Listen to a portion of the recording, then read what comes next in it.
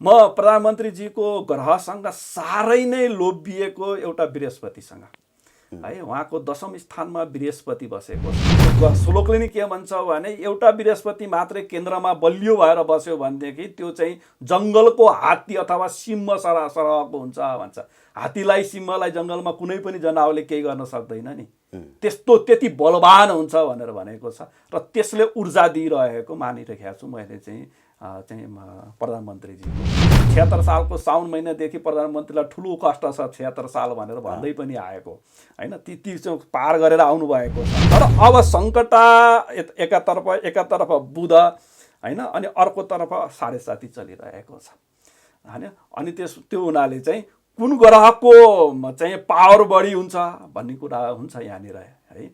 जस्तो चाहिँ तपाईँको बुध ग्रहको उहाँको चाहिँ 16 अंशमा छ, चाहिँ बुध ग्रह बलियो छ उहाँको हैन। अनि त्यसपछि गएर सँगै राहु पनि गएर बसेको छ, राहुको चाहिँ 6 डिग्रीमा छ।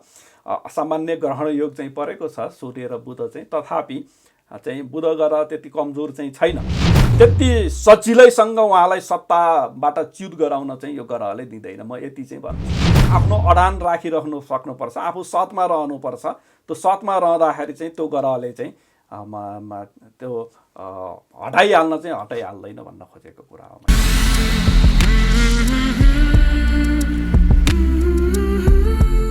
दर्शकवृन्द नमस्कार। विशेष गरी हामी समसामयिक राजनीतिक विषयवस्तुमा मात्रै विभिन्न भिडियोहरू प्रस्तुत गर्दै आइरहेका थियौँ। आज हामी अलिकति फरक विषयवस्तुमा भिडियो प्रस्तुत गर्ने क्रममा छौँ। फरक यस कारणले कि हुन त यी कुराहरू राजनीतिक विषयवस्तुहरूसँगै जोडिएर आएको छ। पछिल्लो समयको केपी ओलीको अभिव्यक्तिहरू लिएर र उहाँको राजनीतिक भविष्यको बारेमा पनि हामी केही कुराकानी गर्नेछौँ। आज हामीसँग ज्योतिष पण्डित वैद्यराज दीपक सुवेदी दीपक गुरु हुनुहुन्छ। उहाँ आफै पनि विभिन्न टेलिभिजन कार्यक्रमहरू चलाउनुहुन्छ। उहाँको आफ्नै युट्युब च्यानल पनि छ फोरकास्ट टेलिभिजनको नामले। उहाँले विभिन्न रोगको उपचारहरू पनि गर्दै आउनुभएको छ र लामो समयदेखि ज्योतिष विद्या सम्बन्धी कामहरू गर्दै आउनुभएको छ। उहाँसँग हामी समसामयिक विषयवस्तुमा केही विशेष कुराकानी गर्नेछौँ। सर, यहाँलाई स्वागत छ pnbkhबर.com मा। हजुर धन्यवाद। आराम हुनुहुन्छ सर? हजुर ठिकै छु, राम्रै छ। कस्तो भइरहेछ यो ज्योतिष विज्ञान पछिल्लो समय? पछिल्लो समयमा ज्योतिष विज्ञानको विषयमा जो स्कोप बढेर गएको छ। मान्छेहरूमा ज्योतिष विज्ञानले बताएका चाहिँ सन्देशहरू अथवा मार्गदर्शनप्रति ध्यान आकर्षण भइरहेको छ। त्यो हकमा राम्रो नै छ। जस्तो हामी बच्चा हुँदाखेरि हामीले के देख्थ्यौँ भने विशेष गरी ज्योतिष विद्यामा होइन र अरू कुराहरूमा पण्डितहरू अथवा भनौँ ब्राह्मणहरू चाहिँ यो पेसामा लागेको देख्थ्यौँ। अब पछिल्लो समय आएर विभिन्न क्षेत्रीय समुदायका अथवा अरू समुदायका व्यक्तिहरू पनि ज्योतिष विज्ञानतर्फ चाहिँ आकर्षित भएको देख्छौँ होइन। यो के विशेष गरी स्पेसिफिक समुदायलाई मात्रै टार्गेटेड थियो कि पहिला र पछि गएर मात्रै उहाँहरूले एक्सेस पाउनुभएको हो कि अथवा उहाँहरूको पनि चाख बढ्दै गएको हो? ज्योतिष विज्ञान जात विशेषको होइन, जात विशेषको, वर्ण विशेषको, धर्म विशेषको विज्ञान होइन। यो सबै मानव सबैको साझा विज्ञान हो यो है। जसलाई पनि यो ज्योतिष विज्ञान पढ्न खुला छ। अझ ज्योतिषमा त त्यस्ता शास्त्रहरू छन्, त्यस्ता ग्रन्थहरू छन् जुन शास्त्र मुसलमानहरूले लेखेका हुन्। ज्योतिष विज्ञानमा त्यस्ता ग्रन्थहरू पनि छन् हैन। मुसलमानको एउटा कालखण्ड थियो, ज्योतिष शास्त्रका ग्रन्थहरू लोप भए, त्यसपछि मुसलमानहरूसँग रहेका ग्रन्थहरूलाई ल्याएर अनि फेरि पछि पब्लिकेसन गरिएको पनि इतिहासमा पाइन्छ। त्यस्तो पनि छ। त्यस हुनाले यो जातको, यो धर्मको, यो वर्णको भन्ने छैन, यो लिङ्गको भन्ने छैन। सबैलाई, जसले पनि अध्ययन गर्यो उसले ज्योतिष विज्ञानमा दक्षता हासिल गर्न सक्छ। अब पछिल्लो समय देख्दाखेरि केही व्यक्तिहरूले चाहिँ ज्योतिष विज्ञानको नाममा अलिकति गरी खाने भाँडो मात्रै बनाएको हो कि होइन, अथवा ज्योतिषी नभइकन माताको रूपमा पनि भविष्यवाणी हेरिदिने होइन, ग्रह नक्षत्रहरूका कुरा गरिदिने होइन, तपाईँको केही देवी देवता चढेको आधारमा अथवा पढ्दै नपढेको आधारमा पनि म त सबैभन्दा ठुलो ज्योतिष हुँ, फेस रिडर हुँ भनेर पनि जनताहरूलाई झुक्क्याउने बाटो पनि देखिरहेछौँ नि सर। त्यो एकदमै राम्रो सवाल उठाउनु भयो। यो चाहिँ विडम्बना हो है। हुनलाई ज्योतिष शास्त्र नपढिकन पनि फलादेश गर्ने त्यस्तो खालको विद्याहरू छ, नभएको होइन। जस्तो तान्त्रिक विद्याहरू छन्, अनि त्यसपछि गएर अन्य जस्तो चाहिँ आखत हेर्ने, लामाधामी गर्ने होइन यो प्रकारको पनि छ। कतिपय ठाउँहरूमा पितृ बोलाउने यस्तो पनि छ। अब त्यसलाई त्यो त्यो त्यो काम नै फ्रड हो भनेर सबैलाई दोष लगाउन चाहिँ मिल्दैन होइन। यही ज्योतिषमा नि मिल्दैन है। जस्तो यो ज्योतिषमा नि के छ भन्नु होला भनेदेखि ज्योतिष पढेको व्यक्ति पनि ज्योतिष भएको छ होइन। सम्बन्धित ज्ञान हुनुपर्ने व्यक्ति पनि छन्, नभएको होइनन्। तर अहिले यसो हेर्ने हो भनेदेखि बढी हल्लाबाजी हुने चाहिँ ज्योतिषको ज्ञान छैन, त्यत्तिकै चाहिँ 2-4वटा नक्षत्र कण्ठ गरेको भरमा, 2-4वटा ग्रह कण्ठ गरेको भरमा, 2-4वटा राशि कण्ठ गरेको भरमा होइन।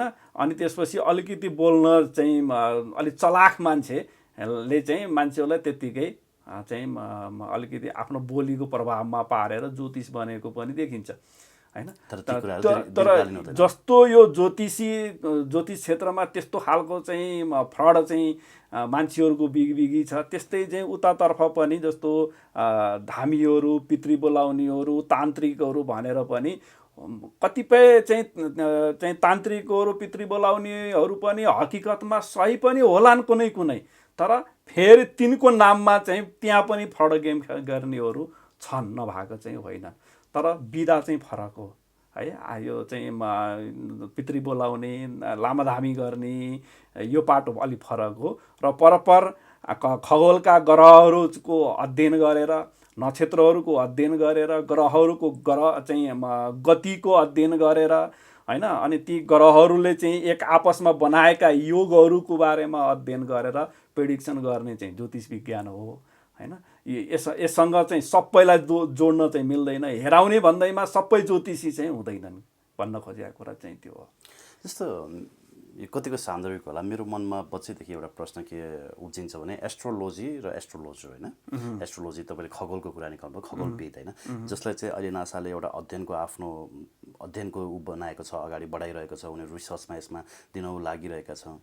अस्ति मात्र अन्तर्वार्ता लिँदा पनि एकजना व्यक्तिले के भन्नुभयो भने 25 रुपियाँको पात्र किनेर चाहिँ हामी ग्रहहरूको बारेमा जान्दछौँ, हाम्रो विज्ञान त कति माथि थियो भन्नुहुन्छ। अब एक्चुअल ग्रहहरू जति पनि छन् नि अब हाम्रो सौर्यमण्डलमा, ती ग्रहहरूकै अध्ययन गरेरै चाहिँ एस्ट्रोलोजी मतलब यो ज्योतिष विज्ञान पनि त्यसमै आधारित हुन्छ होइन। ग्रह चाहिँ आकाशमण्डलमा भएका ग्रह नक्षत्रहरूको गति अनि त्यस्तो वर्तमान गतिहरूलाई तपाईँले अध्ययन गर्नुहुन्छ कि कसैले पहिला नै त्यसलाई अध्ययन गरेर राखिएका कुराहरूलाई चाहिँ हामीले हेरेर अनि पोसिबिलिटिजहरू? एकदमै राम्रो प्रश्न, यो पनि पोइन्टेबल प्रश्न। वर्तमान ग्रहको स्थिति गतिलाई हेरेर जस्तो दैनिक राशिफलहरू बताइन्छ है। अनि त्यसपछि गएर चाहिँ होल लाइफको कुरा बताइन्छ नि। ओहो तपाईँको ग्रह राम्रो परेछ, राजयोग परेछ, तपाईँ त राज्यमा ठुलै व्यक्ति बन्न सक्नुहुन्छ अथवा ठुलो उद्यम गर्न सक्नुहुन्छ भनेर बताइन्छ नि।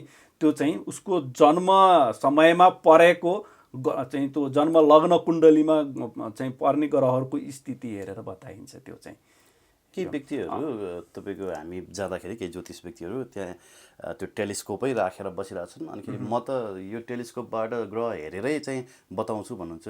त्यो वाहियात कुरा हो कि अलि बढी फेसन हो त्यो चाहिँ होला। उहाँले ग्रह हेर्नु गर्नुभयो होला होइन, टेलिस्कोपले हेर्न त टेलिस्कोपले ग्रह चाहिँ हेर्ने हो होइन। तर अहिलेको प्रेडिक्सन गर्दाखेरि, तत्काललाई प्रेडिक्सन गर्दाखेरि त्यो आकाशमा कुन ग्रह कति डिग्रीमा छ भन्ने कुरो त अहिले त सफ्टवेयरले फाट्टै निकालिदिन्छ। बरु उहाँले टेलिस्कोपबाट हेर्छु भनेको असली रूपमा उहाँले टेलिस्कोप हेर्न जान्नु भएको छ कि छैन, मात्रै देखाउन रहनु भएको हो कि नक्कल हो कि के हो, त्यो बरु चाहिँ भन्न सकिएन होइन।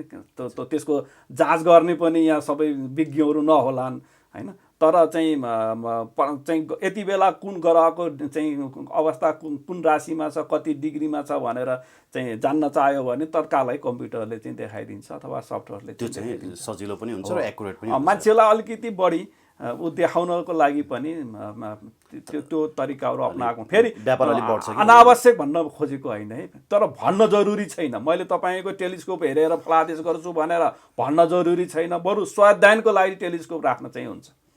अलिकति व्यापार बढाउने पनि पाटो होला। ओके, अब समसामयिक कुरा जोड्छु सर। यति बेला केपी शर्मा ओली, सम्माननीय प्रधानमन्त्री केपी शर्मा ओलीले बोल्नुभएको कुरा, राम नेपालकै अयोध्यामा जन्मिनु भएको हो, उहाँ नेपालको ज्वाइँ होइन, नेपालको छोरा, नेपालको राजकुमार हो भनेर उहाँले बोल्नुभयो। यो कुरा विश्वव्यापी रूपमै एउटा हिन्दू समाजमा ठुलो गहिरो प्रभाव पर्यो होइन। यद्यपि यो बहसको विषय भनेर बहसको विषय पनि अगाडि उठ्यो होइन। यो कुरामा मैले धेरै व्यक्तिहरूसँग सोधपुछ गर्ने पनि प्रयास गरेँ, धेरै व्यक्तिहरू बोल्न पनि मान्नु भएन। सरलाई पनि म यही प्रश्न गर्न चाहन्छु कि राम नेपालमै जन्मेका हुन् भन्ने के त्यस्ता पौराणिक तथ्य प्रमाणहरू छन्? यो तपाईँले सोधेको प्रश्न अलिकति गम्भीर पनि हो।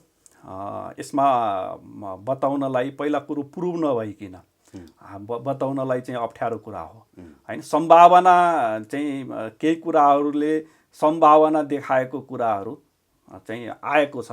मैले पनि विद्वानहरूबाट सुनेको कुराहरू हेर्दाखेरि त्यो आएको छ। अब यहाँनिर एउटा कुरा के छ भन्नु होला भनेदेखि अब यदि त्यस्तो थियो भनेदेखि विद्वानहरूले त्यस्तरी अध्ययन गर्नुभएको थियो भने अहिलेसम्म किन भन्नु भएन, एउटा प्रश्न। अनि दोस्रो नम्बरमा एउटा अर्को प्रश्न प्रधानमन्त्रीजीलाई पनि एउटा प्रश्न छ है। जब कि उहाँले 1.5-2 वर्ष अगाडि जस्तो लाग्छ मलाई, अथवा 3 वर्ष भयो, कति भयो चाहिँ जनकपुरदेखि अयोध्यासम्मको एउटा गाडी उद्घाटन गर्नुभएको छ भारतका प्रधानमन्त्री नरेन्द्र मोदीको साथमा, विवाह पञ्चमी होइन, विवाह पञ्चमी दिन यस्तै कुन सन्दर्भ पारेर। यदि त्यो हो, प्रधानमन्त्रीलाई पनि फेरि यो कुराको चाहिँ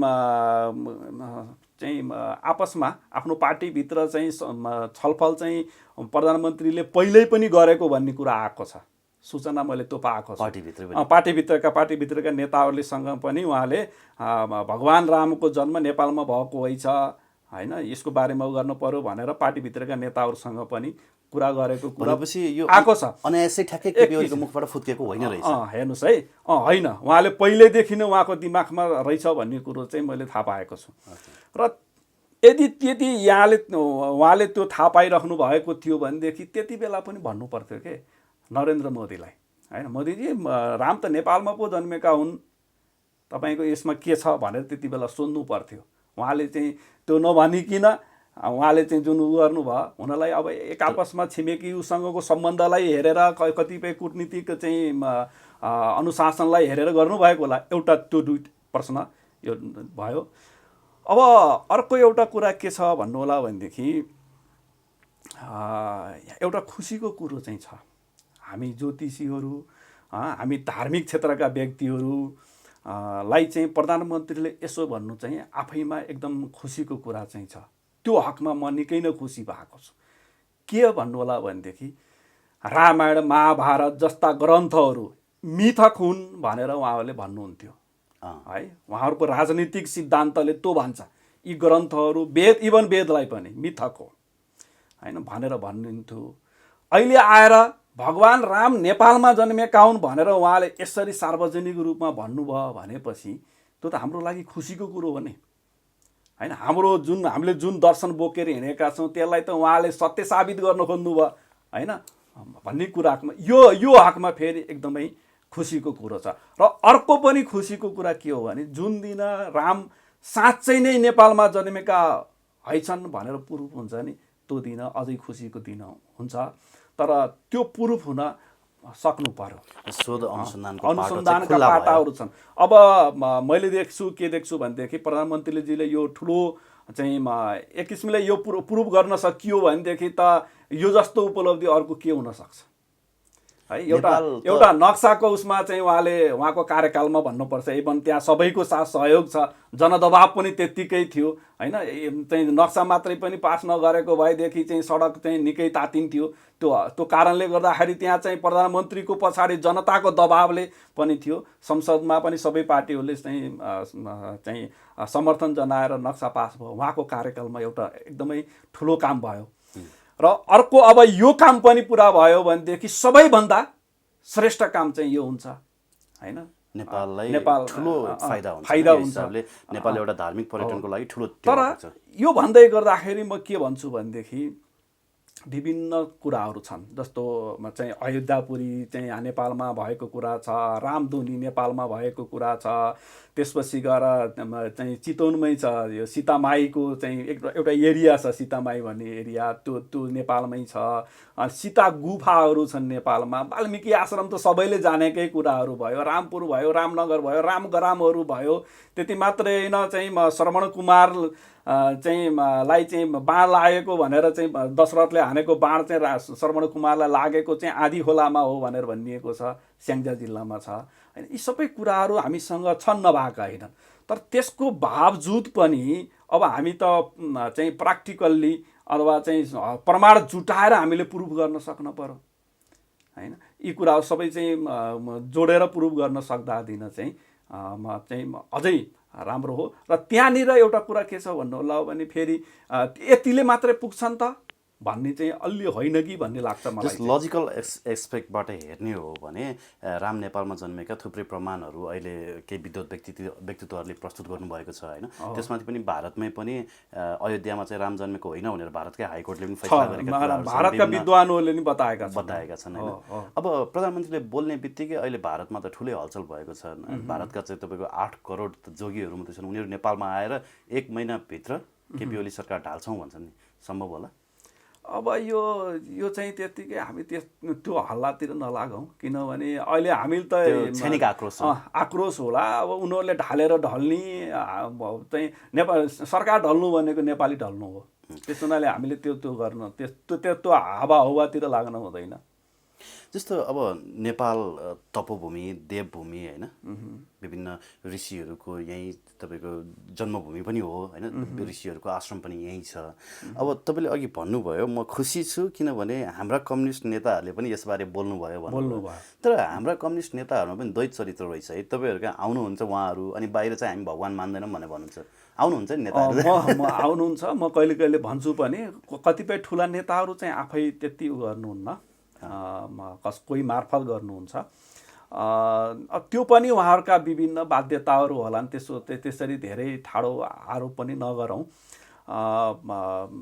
अब एउटा कुरा के हुन्छ भन्दा के हो भनेदेखि यहाँनिर अझ अर्को एउटा कुरा के छ भनेदेखि नेपालमा जस्तो हामीले त्यो प्रकारको आरोप कम्युनिस्ट नेताहरूलाई लाग्ने हो। वास्तवमा भन्ने हो भने कम्युनिस्ट उहाँहरूले चाहिँ आफूलाई के सोच्नु भएको छ। अब फेरि एक प्रकारको जति उहाँहरूलाई जुन प्रकारको स्कुलिङ हुनुपर्ने थियो त्यो भएन जस्तो पनि लाग्छ। अहिले लिटिल नलेज डेन्जरियस भने जस्तै चाहिँ उहाँलाई चाहिँ अल्पन चाहिँ शिक्षा दिइयो जस्तो पनि लाग्छ।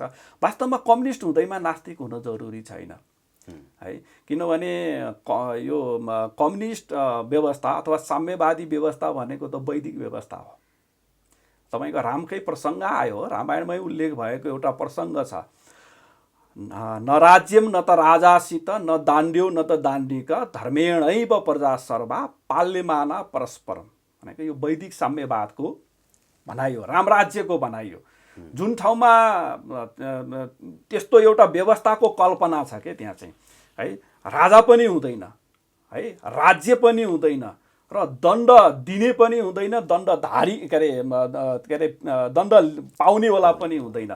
सबै जनताहरू, सबै व्यवस्थाहरू धर्मको नीतिलाई अवलम्बन गरेर चल्दछ। त्यो चाहिँ असली साम्यवादी व्यवस्था हो, वैदिक साम्यवाद हो।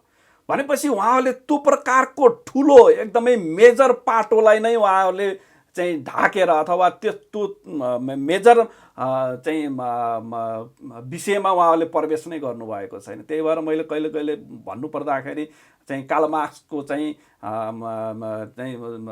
के अरे भौतिक साम्यवादको चाहिँ नलेज चाहिँ खुल्यो, वैदिक साम्यवादको नलेज चाहिँ खुलेन। त्यस हुनाले मार्क्स दर्शन भनेको चाहिँ पुरा छैन, अपूर्ण छ भनेर भन्छु कि मैले चाहिँ।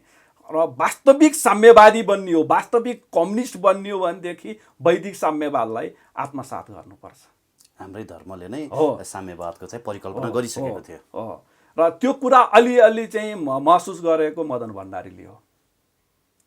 मदन भण्डारीले सिधै चाहिँ उहाँले चाहिँ त्यो चाहिँ नौलो जनक्रान्तिलाई के अरे साम्यवादी व्यवस्था भनेर भन्नुभयो होइन, त्यहाँ चाहिँ जनताको बहुदलीय जनवाद आदि इत्यादि भन्नुभयो नि।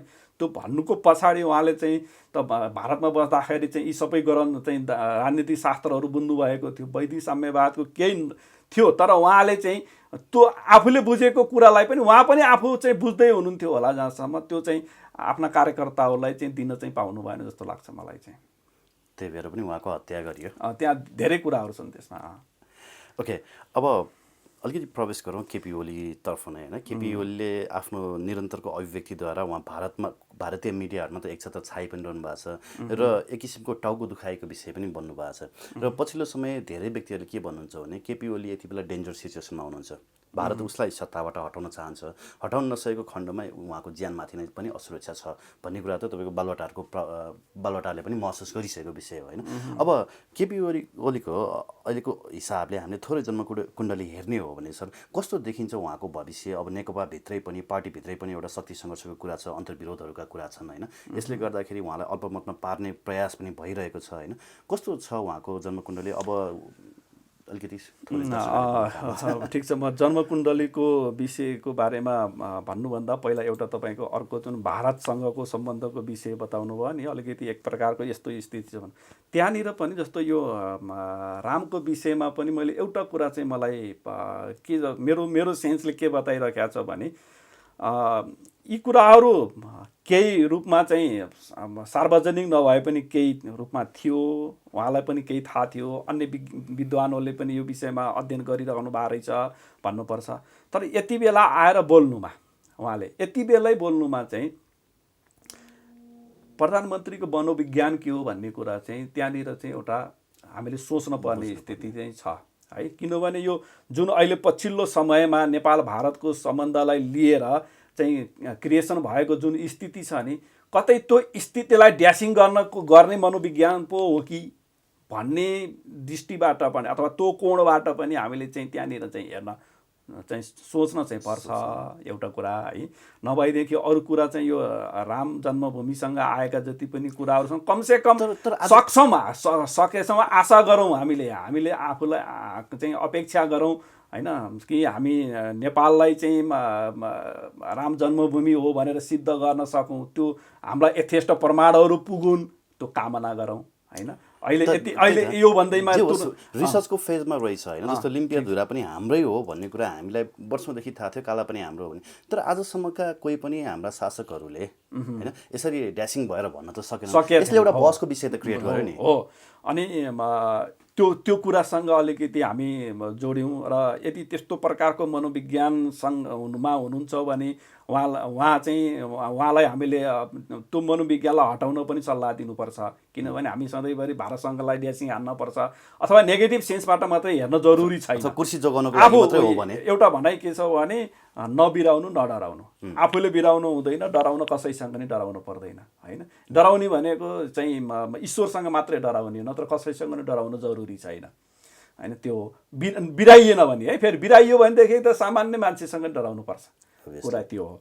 र अब तपाईँको अर्को एउटा चाहिँ सोधाइ के छ भने प्रधानमन्त्रीजीको चाहिँ ग्रहको स्थितिको विषयमा। म प्रधानमन्त्रीजीको ग्रहसँग साह्रै नै लोभिएको एउटा बृहस्पतिसँग है। उहाँको 10औं स्थानमा बृहस्पति बसेको छ। किम कर्वन्ति ग्रहा सर्वे यस्य केन्द्रे बृहस्पति मतमातङ्ग युतानम भिनेत्यको अभिकेसरी भन्ने एउटा योग लागेको छ। त्यो मैले चाहिँ जहिले पनि उहाँको यस्ता खालका अभिव्यक्तिहरू, यस्ता खालका जोसहरू चाहिँ मैले आइरहन्छ नि उहाँको बेला बेलामा, मैले त्यही बृहस्पतिलाई सम्झिरहन्छु है। त्यो श्लोकले नि के भन्छ भने एउटा बृहस्पति मात्रै केन्द्रमा बलियो भएर बस्यो भनेदेखि त्यो चाहिँ जङ्गलको हात्ती अथवा सिंह सरहको हुन्छ भन्छ। हात्तीलाई सिंहलाई जङ्गलमा कुनै पनि जनावरले केही गर्न सक्दैन नि, त्यति बलवान हुन्छ भनेर भनेको छ। र त्यसले ऊर्जा दिइरहेको मानिरहेको छु मैले चाहिँ प्रधानमन्त्रीजीको।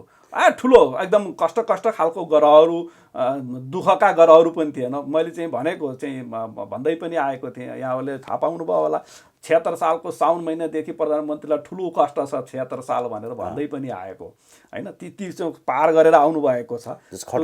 त्यो बृहस्पतिले उहाँलाई धेरै नै ऊर्जा दिइरहेको छ।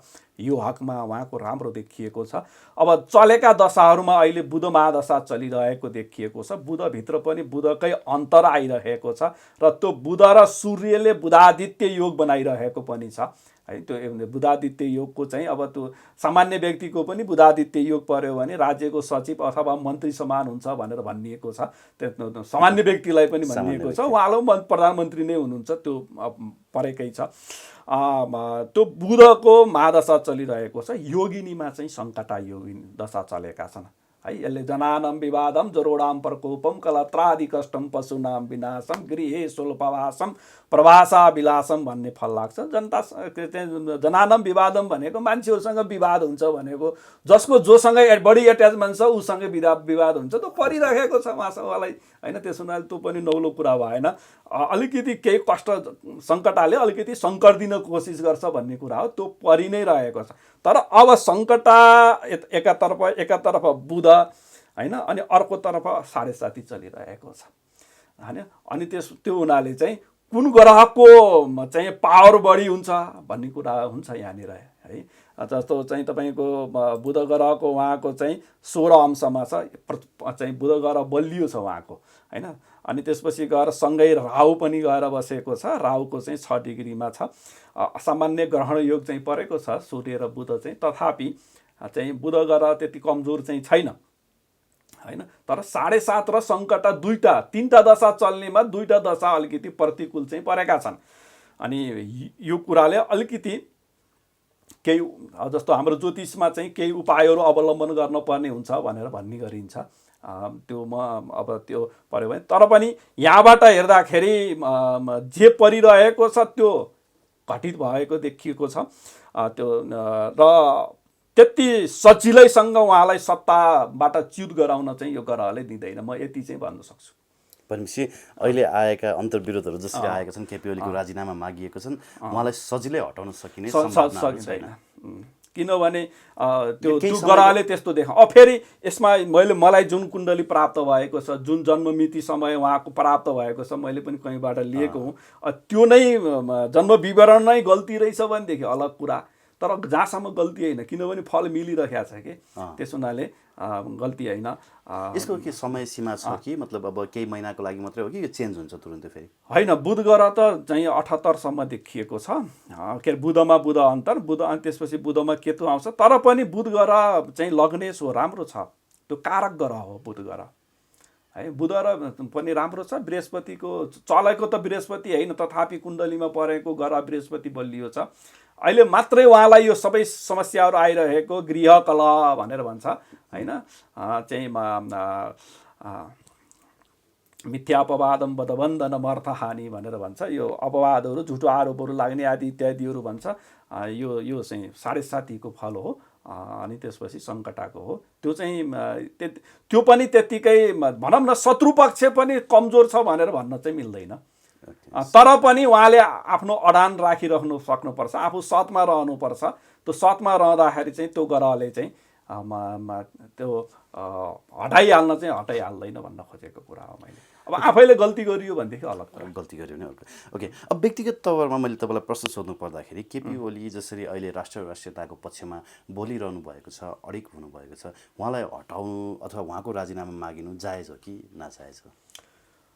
एउटा कुरा के हो भन्नु होला भनेदेखि नेपाल यो चाहिँ राष्ट्रियतासँग सम्बन्धित भएर है, हाम्रो ज्योतिषी मात्रै बोलेको होइन कि यो समग्र नेपाल बोलेको, नेपाली जनता बोल्नुको हिसाबबाट भन्नुपर्दा, आम नागरिकको तर्फबाट बोल्नु पर्दाखेरि जायज होइन, जायज होइन। किन होइन भन्नु होला भनेदेखि प्रचण्ड बहुमत पाएको सरकार, यदि कथम कदाचित त्यस्तो आन्तरिक कुनै इस्यु जन्मियो भने पनि उहाँहरूले गुपचुप तरिकाले समाधान गरेर होइन चाहिँ कारणवश मैले राजीनामा गरेँ मात्रै भने हुने, यो हल्ला गर्न, यो बेइज्जती गर्न है, के भन्छ यो घरभित्रको चाहिँ द्वन्द्व देखाउन जरुरी चाहिँ थिएन। यो हकमा चाहिँ कम्युनिस्ट नेताहरू विफल हुनुभयो। अब म अर्को विषयवस्तुमा अलिकति प्रवेश गर्न चाहन्छु। हामी यहाँ ढोकाबाट छिर्ने बित्तिकै तपाईँको पल्लोपट्टि कोठामा त्यहाँ हामीले थुप्रै डब्बाहरू देख्यौँ। तपाईँ आयुर्वेदको पनि कामहरू गर्नुहुन्छ भन्ने कुरा तपाईँको यो परिचय पत्र हेरेर थाहा भयो होइन, भिजिटिङ कार्ड हेरेर। कस्ता कस्ता खालको रोगका उपचारहरू गर्नुहुन्छ यहाँ? कस्ता खालका बिरामीहरू धेरै आउनुहुन्छ? यो पनि अब यो मेरो विषयमा यहाँले सोध्नुभयो। म पहिलो पटक आएको भएर खुसी लाग्यो।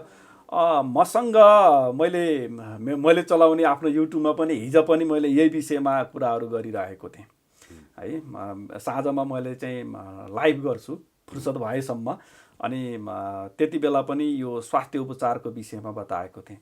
जस्तो धेरै उपचार गर्दाखेरि पनि निको भएन, धेरै ठाउँमा गयो, देश गयो, विदेश गयो, ठुला ठुला डाक्टरहरू चालियो, निको भएन। त्यस्ता बिमारीहरूलाई मैले चाहिँ उसको पनि ज्योतिषको चाहिँ ग्रह स्थिति हेरेर कुन ग्रहको कारणले त्यो रोग लागेको छ त्यो हेरेर अनि ग्रहको ट्रिटमेन्ट गरेर अनि त्यसपछि रोगको ट्रिटमेन्ट गरेर धेरै रोगमा त्यस्तो रोगमा सफल भइएको छ। यही लकडाउनमा पनि म 2-3टा केसमा त्यस्तो केसमा सफल भएको छु है। अनि त्यस्तो पर्यो भने म भेट गराउने गर्न पनि सक्छु। एकदम जटिल डाक्टरले चाहिँ आश छैन तपाईँले अन्त लानुहुन्छ भने पनि लैजानुस् भनेर जस्तो एक्जाम्पल दिनु पर्दाखेरि कस्तो खालको रोगहरूको चाहिँ र विशेष ट्रिटमेन्ट अब अन्य नर्मल्ली जेनरली मसँग यहाँ हुने भनेको चाहिँ मैले चाहिँ इमर्जेन्सी केस लिन्न हैन। जस्तो चाहिँ अब सामान्यतया ग्यास्ट्राइटिस हैन, जस्तो धेरै चाहिँ मसँग अहिले पनि एकजना बिमारी हुनुहुन्छ, पत्रकारै हुनुहुन्छ, 10 वर्षसम्म पेन्टापराजोल खाइराख्नु भएका चाहिँ साथी, अनि त्यसपछि म कहाँ औषधि खान थालेपछि 1 महिना पेन्टापराजोल छोड्नु भयो। अब चाहिँ धेरै नै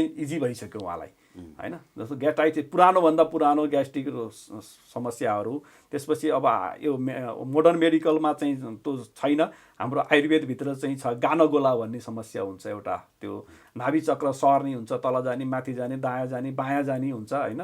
तल गयो भने पखला चल्छ, माथि गयो भने कब्जियत हुन्छ, साइडमा गयो भने धेरै पीडा हुन्छ, यी कुराहरू हुन्छ। त्यो गानगोलाको राम्रो औषधि छ मसँग। अनि त्यसपछि गएर लिभरसँग सम्बन्धित लिभरको विकनेसहरू अथवा चाहिँ लिभर सुन्निएको आदि इत्यादिहरू, जन्डिसहरू, यी कुराहरू हुन्छन्। हाम्रो चाहिँ मोडल साइन्सले चाहिँ हेपाटाइटिस भनेर भन्छ, त्यो त्यसको हुन्छ। त्यसपछि गएर पाइल्सको हुन्छ। पाइल्स पनि तपाईँको चाहिँ खुनी पाइल्स हुन्छ, अनि त्यसपछि बादी पाइल्स हुन्छ, भनेको चाहिँ खुन जाने र नजाने हुन्छ। त्यसपछि गिर्खा आउने हुन्छ, अर्को चाहिँ एउटा मस्सा जो बाहिर निस्किने हुन्छ हैन। अनि त्यसपछि गएर अर्को चाहिँ भगन्दर भनेर भन्छ, नाडी बर्ण भनेर भन्छ, त्यो फिस्टुला भनेर भनिन्छ हैन, फिसर भनेर भनिन्छ। ती खालका पाइल्सहरू मतलब धेरै हुन्छन् पाइल्सहरू। पाइल्सको पनि यहाँबाट उपचार हुन्छ भन्न खोजेको। अर्को चाहिँ यो काठमाडौँमा र अन्यत्र पनि नसासँग सम्बन्धित बात रोगहरू चाहिँ यो बात वायु भनिन्छ, बात व्याधि भनेर भनिन्छ। बात व्याधि पनि 80 किसिमको बताएको छ चाहिँ आयुर्वेदले हैन। जस्तो सन्धिवात हुन्छ, मांसपेशीको बात हुन्छ, त्यसपछि अस्थिवात हुन्छ, त्यसपछि ग्रन्थिवात हुन्छ हैन। अनि त्यसपछि गएर युरिक एसिड अम्ल रक्तपित्तवात हुन्छ। यी विभिन्न खालका बातहरू हुन्छन्, ती बातहरूको पनि मका चाहिँ उपचार हुन्छ। अनि त्यसको सामान्यतया यो चाहिँ एलर्जिक समस्याहरू हैन, एउटा श्वास प्रश्वासको एलर्जी हुन्छ, खोकीसोकी हुने या रुगा खोकी हुने, रुगा लागिराख्ने, कोल्ड एलर्जी यस्तो हुन्छ। अर्को चाहिँ छालाको एलर्जी हुन्छ, त्यति एलर्जीहरू पिनास भइहाल्यो चाहिँ। अनि त्यसपछि गएर चाहिँ जस्तो यो महिलाहरूको चाहिँ महिनावारीसँग सम्बन्धित समस्याहरू। अनि यो वर्ष मात्रै 3-4 जना महिलाहरू चाहिँ गर्भवती हुनुभएको छ म काँडा औषधि खाएर। त्यो अहिलेसम्म विवाह गरेर पनि चाहिँ 5-7 वर्षसम्म सन्तान नभएका चाहिँ महिलाहरू भनौँ, पुरुष दम्पति भनौँ न, त्यसमा महिलालाई मात्रै दोष दिनु हुँदैन हैन। अनि त्यो प्रकारको निसन्तानहरू हैन। जस्तो अब पुरुषहरूमा पनि चाहिँ अब चाहिँ सिमेन काउन्टिङ कम भएको चाहिँ अवस्थाहरूमा यो खालको समस्याहरूलाई चाहिँ दिनेछ। अरू पनि छन्, धेरै समस्याहरू हुन्छन्। जस्तो मान्छेमा चाहिँ अब जस्तो ज्योतिष र आयुर्वेदबाट मैले दुईटैबाट एनालाइसिस गरेर उपचार गर्ने एउटा विधि छ, चाहिँ एउटा रोग छ यो मनोबल विक हुने के, डराउने है, आत्मबल कमजोर, मनोबल कमजोर भनिन्छ नि। एक प्रकारको मानसिक समस्या हैन, जस्तो फोबिया जस्तो, स्ट्रेस जस्तो। अलिकति म जस्तो यो लकडाउनमा कोभिड क्राइसिसको लकडाउनमै छौँ अहिले पनि हामी, अघोषित लकडाउनमा छौँ यति बेला चाहिँ हैन। 4 महिना जति भइसक्यो हामी थुप्रै व्यक्तिहरू लकडाउनमा बसेका। थुप्रैको मनोबल एकदमै कम हुँदै गएको छ हैन। आर्थिक कुराले, सामाजिक कुराले, राजनीतिक कुराले गर्दा पनि मान्छेको मनोबलहरू कम भएको अवस्थामा छ। यति बेला यस्तो खालको पेसेन्ट्सहरू कति बढ्नु भएको छ तपाईँकोमा? अहिले यति बेला चाहिँ धेरैलाई मैले चाहिँ आउनलाई उ गरेको छैन, तर हुनुहुन्छ त्यस्तो बिमारीहरू पनि हुनुहुन्छ। तर अझै बाहिरबाट धेरैले फोनबाट विभिन्न माध्यमबाट चाहिँ सल्लाह लिनुभएको मान्छेहरू धेरै हुनुहुन्छ। बढेको छ यो समस्या, बढेर गएको छ। अहिले चाहिँ अलि मनोबल कमजोर भएका व्यक्तिहरूलाई यो स्थितिले अझै अनिश्चित भविष्य हुँदाखेरि चाहिँ त्यो समस्या बढेर गएको भेटिएको छ। अब जस्तो त्यहाँ डब्बाका डब्बा औषधिहरू मैले देखेँ, त्यो आफै बनाउनुहुन्छ या होइन अन्त कतैबाट म्यानुफ्याक्चर भएर यहाँ आउँछ, तपाईँले त्यसलाई सेल गर्ने मात्रै? धेरै औषधि म आफै बनाउँछु। र मेटेरियलहरू ल्याएर हेरेर अनि त्यसलाई कुटेर ओरेर बनाइन्छ। अनि कतिपय औषधिहरू कम्पनीको औषधिहरू ल्याउँछु, कम्पनीहरूबाट सिधै। अब यो ज्योतिष पेसा गरिरहनु भएको व्यक्ति कसरी आयुर्वेदतिर पनि आकर्षित हुनुभयो त? यो मेरो सँगै लानुपर्ने बाध्यता भएर हो कि होइन? एउटा कुरो यो मेरो पेसा, पुर्ख्यौली पेसा हो। यो मेरो आयुर्वेदको प्र्याक्टिस, मेरो हजुरबा बुवा, मेरो बुवा पनि चाहिँ वैद्य हुनुहुन्थ्यो। मेरो बुवा वैद्य पनि हुनुहुन्थ्यो, टिचर पनि हुनुहुन्थ्यो होइन। अनि त्यसपछि मैले चाहिँ जहाँबाट ज्योतिषको ज्ञान गरेँ, मेरो गुरु होइन त्रिकालदर्शी कमलराज भण्डारी र उहाँको छोरा दुर्गानन्द भण्डारी, उहाँहरूले पनि ज्योतिष र आयुर्वेद सँगै गर्नुहुन्थ्यो यो। र त्यस हुनाले म अझै बढी चाहिँ मैले आयुर्वेदको प्र्याक्टिस गर्न पाएँ त्यहाँनिर होइन। चाहिँ गुरुहरूले मलाई छोडिदिनुहुन्थ्यो, औषधि बनाउने, बिरामीहरू हेर्ने, अनि त्यसपछि औषधि दिने, उहाँले सिकाउनुहुन्थ्यो, म गर्थेँ। अनि त्यो कारणले गर्दाखेरि पनि मलाई यो शिक्षा बढी गयो। अनि साथसाथमा मैले पछि फेरि योग र नेचुरोपेथी चाहिँ म पढेँ पनि। अनि त्यसो हुनाले चाहिँ अनि यो कारणले गर्दाखेरि यसलाई कन्टिन्यू जस्तो भयो। किनभनेदेखि जस्तो कहीँ पनि निको नभएका बिमारीहरूलाई पनि कुनै बिमारी निको गराउन सकिन्छ होइन। एकजना चाहिँ क्यानाडाको नागरिक आउनुभयो है, उहाँ चाहिँ लाइम चाहिँ उहाँको चाहिँ यो समस्या चाहिँ एउटा यो के भन्छ स्टेम सेल चाहिँ दिनुपर्ने खालको बिमारी हुनुहुन्थ्यो, जबकि उहाँको रगत नै नबन्ने। अनि त्यसपछि उहाँको शरीरबाट चाहिँ त्यो सेल निकालेर ल्याबमा चाहिँ लगेर अनि त्यो स्टेम सेल बनाएर अनि फेरि शरीरलाई दिनुपर्ने, त्यो पनि हप्तामा 2 पटक दिनुपर्ने। यस्तो एकदमै कमजोर विकनेस भएको समस्या। अनि त्यो उहाँलाई चाहिँ मैले उपचार गर्ने मौका पाएँ। यस्तै कहीँ पनि निको नभएको बिरामीलाई चाहिँ यसरी चाहिँ मैले यसले चाहिँ उपचार गर्छ भन्ने सूचना पाएको व्यक्तिले म कहाँ ल्याइदिनु भयो। मैले चाहिँ 2-3 महिना राखेर उपचार गरेँ।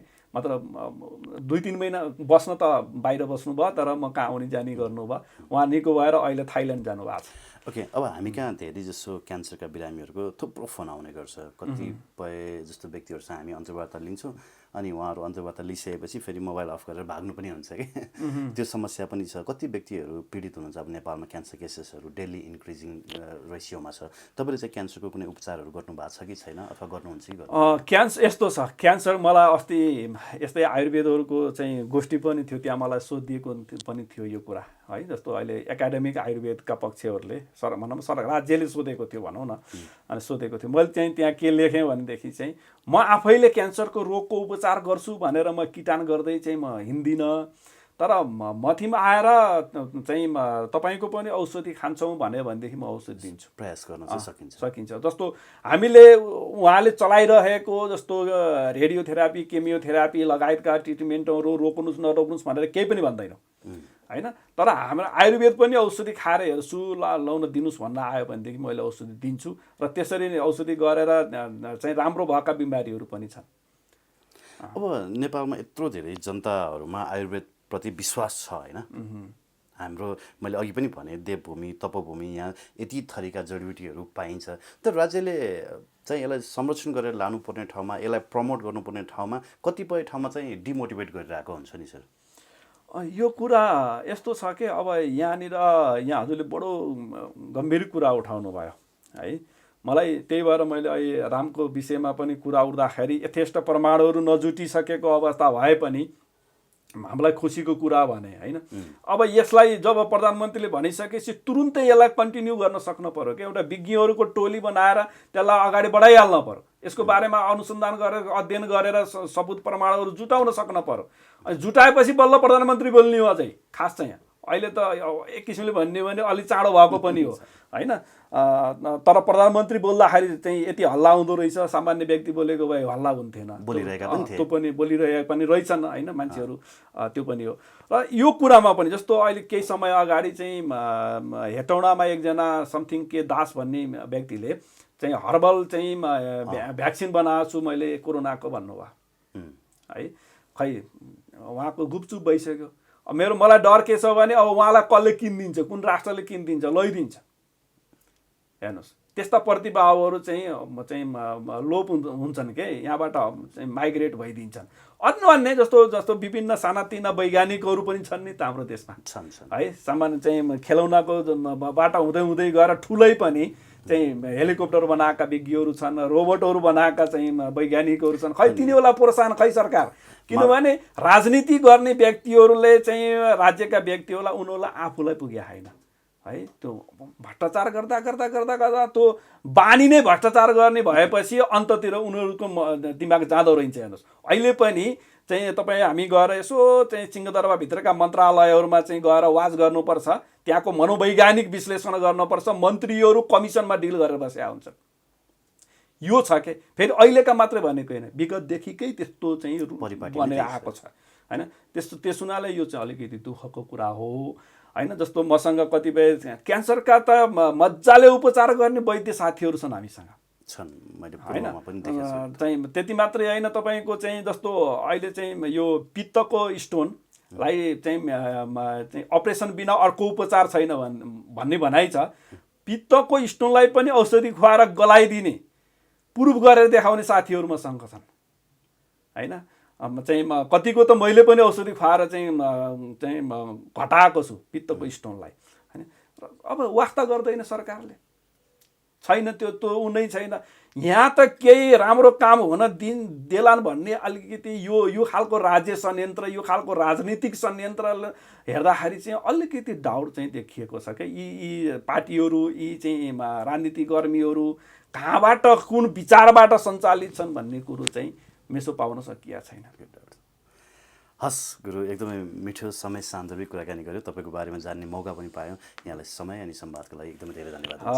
ल यो यहाँलाई, यहाँको होल टिमलाई अनि त्यसपछि गएर यो प्रस्तुति, यो संवाद हेर्नुहुने सबै महानुभावहरूलाई चाहिँ हार्दिक धन्यवाद दिन चाहन्छु। कुनै त्यस्तो विशेष फेरि केही पर्यो भनेदेखि, कुनै कुरा अस्पष्ट भयो भनेदेखि त्यसलाई फेरि स्पष्ट गर्न पर्यो भने पनि कुनै रूपमा फेरि चाहिँ ओके। मैले जाँदा अर्को कुरा जोडेँ, कसैले तपाईँको सम्पर्क नम्बर माग्नुभयो कुनै व्यक्तिहरू, किनभने हामीसँग धेरै जसो रोगबाट समस्याग्रस्त मान्छेहरूले फोन तारन्तार गर्नुहुन्छ, उहाँहरूले माग्नुभएको खण्डमा मैले राखिदिन सक्छु कि सक्दिनँ? नम्बर राखिदिन सक्नुहुन्छ। हस्, धन्यवाद। हस्।